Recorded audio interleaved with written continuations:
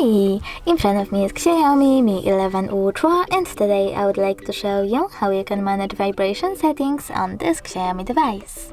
Firstly, go into Settings. Now scroll down, select Sound and Vibration over here, and then scroll down again.